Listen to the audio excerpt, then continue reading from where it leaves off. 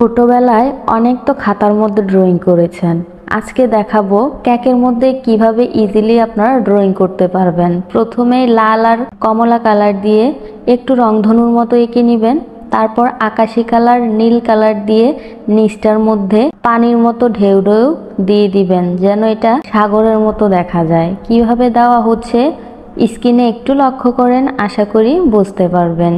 এই যে দেখেন, প্যালেট নাইফের সাহায্যে কিন্তু এটা দিয়ে নিতে হবে। এখন আমাদের কমপ্লিট হয়ে গেছে। সাইড থেকেও আমরা কমলা কালার এবং লাল কালার হালকা করে লাগিয়ে নিব। তারপর এটাকে আবার সাদা কালার দিয়ে ফিনিশিং দিয়ে নিব। কিভাবে নিব একটু লক্ষ্য করেন প্লিজ।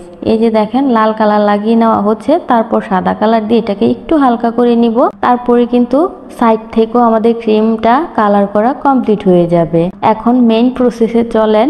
একটা প্যালেট টাইপের সাহায্যে সাদা কালার দিয়ে উপরে আভের মতো দিয়ে দিবেন, যেন আকাশে আভ যাচ্ছে এরকম দেখা যায়। এই যে দেখেন, ইজিলি এটা দিয়ে দিতে পারবেন যদি একটু স্ক্রিনে লক্ষ্য করেন। এখন সূর্যটাকে দেওয়া হলো, আর প্যালেট নাইফ দিয়ে এটাকে একটু সমান করে এই কালারটা দিয়েই আবার পানির মধ্যে হালকা করে দেওয়া হচ্ছে, যেন বোঝা যায় যে সূর্যের একটা প্রতিশ্রুতি পানির মধ্যে ফুটে উঠেছে। এখন দেখেন, কিছুটা গাছপালা দিলেই কিন্তু আমাদের ডেকোরেশনটা কমপ্লিট হয়ে যাবে। আর প্যালেট নাইফ দিয়ে একটু ফ্লাওয়ার দিয়ে দিবেন। ভিডিওটা ভালো লাগলে লাইক কমেন্ট করে দিবেন।